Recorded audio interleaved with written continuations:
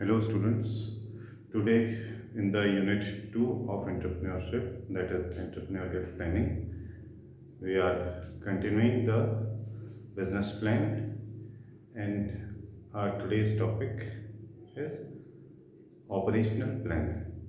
In the operational plan, we have to write about the complete business operation that is related to production in detail, and there are several terms which are being used here, and these terms are always asked in examination, so you have to learn them, and I hope you will understood in this video. So let's start with first one, that is routing. Routing is deciding the exact path of raw material for processing in the factory area. Means from where we will procure the raw material, then how it will be registered in the warehouse of the factory, then how it will move into the actual production place, stepwise step. Then next keyword is scheduling. Scheduling, as its name suggests, it is deciding the time, day, and date that must be exact day, date, and time of movement of goods, and it depends totally on the orders which we receive, and it is the work of managers to schedule the things so that we can dispatch them or deliver them at right time. The next keyword is dispatching. Dispatching here means starting the production. Means here we decide the route of the raw material. Here we decide the day, date, and time of the process or work to be completed, and then after we start production. So this step is actually related with production.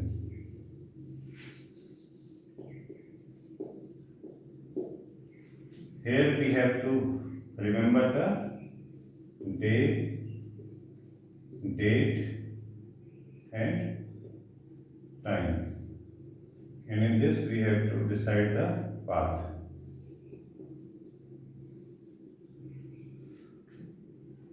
So in the dispatching we have to start the production according to the orders. Next is follow up, that is monitoring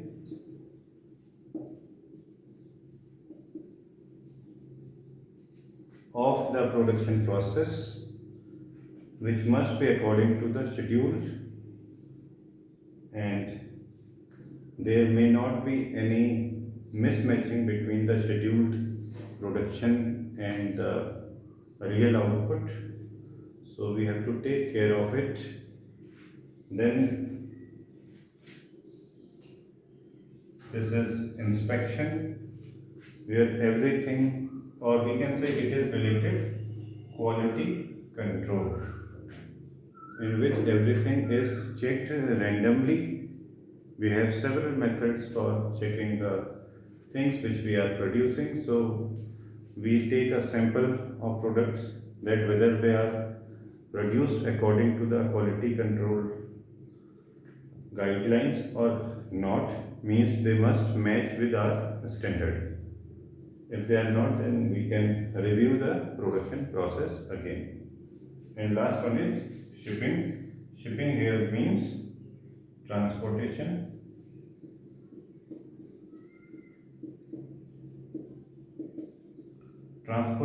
of final goods.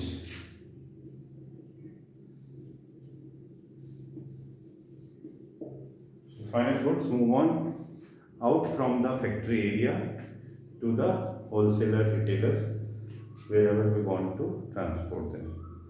So this is the entire keywords in operational planning. These are the stages. So now move on to the next step, that is organizational plan. And in the organizational plan, first of all, we have to decide the form of business organization, which type of form we are choosing. It may be related to the production, the wholesalers, retailers, or the services, and it may be particularly a type of sole proprietor, partnership, joint Hindu family business, cooperative society, joint stock company, in which there is option of public or private company or one person company. So there are lots of options in the forms of business organization, and we have to decide here first of all the form of business.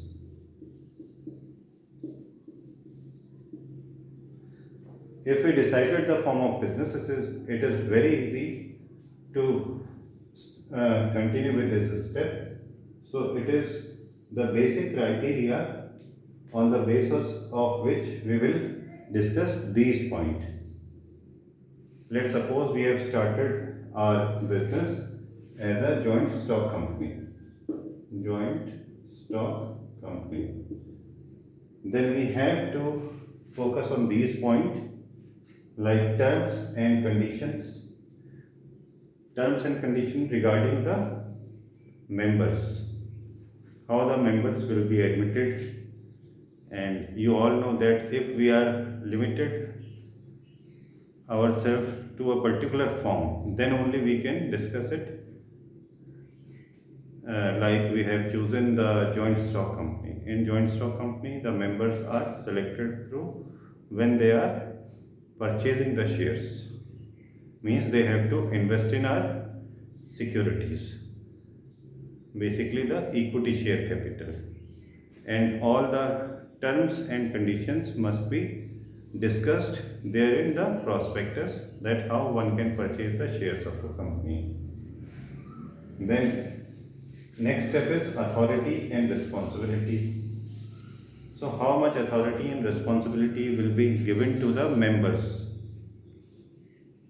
It depends on the form also. You have to keep in mind all the forms, like in the partnership there is different set of rules for members. In the joint stock company there is different set of rules. So there is variation in each form, and all the members must have some authority, may not be having some authority. Like in joint stock company, the members have only voting right, and they have to invest their capital, and they are out of the business. Means they cannot directly participate in the business. But in partnership, they may directly participate.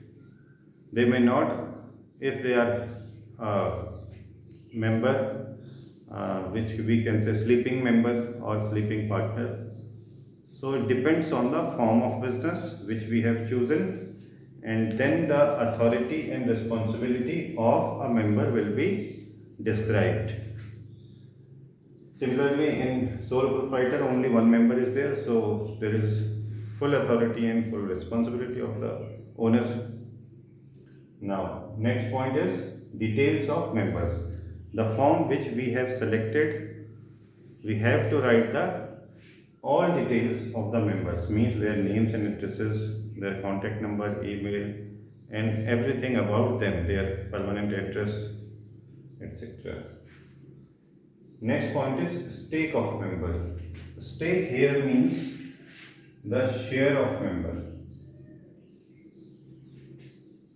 How much they have invested in our company or in our business, in whatever form we are running our business.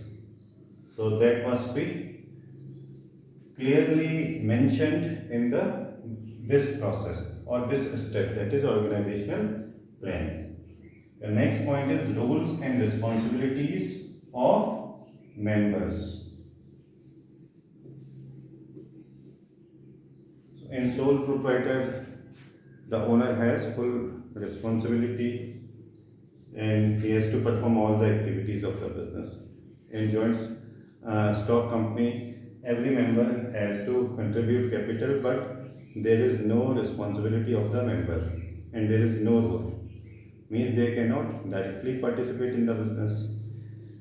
In partnership, every partner has specific roles to perform, and there is some responsibilities also.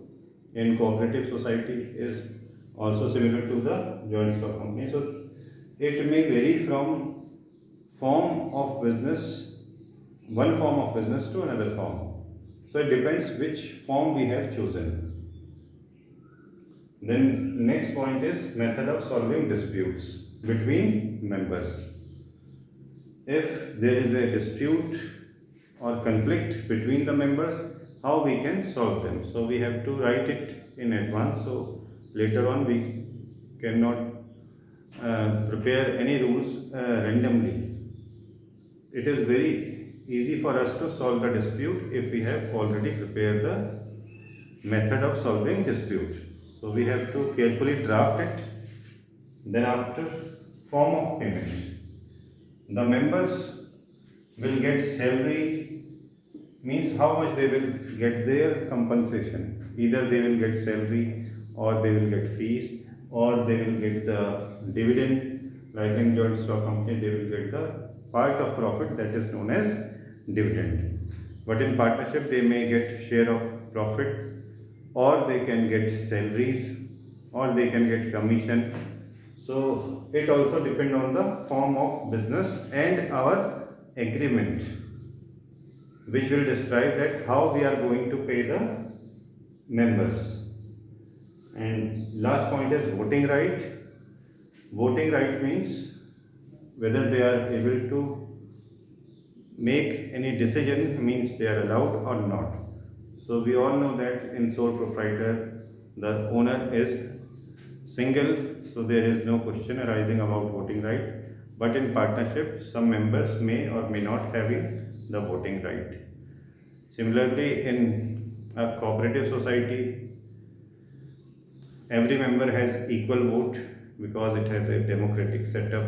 In joint stock company, every member has their vote, and it is almost according to their percentage of ownership. So we have to describe this point on the basis of form of business, whatever we have chosen. So this is all about the organizational plan, where we have to first of all select the form of business organization.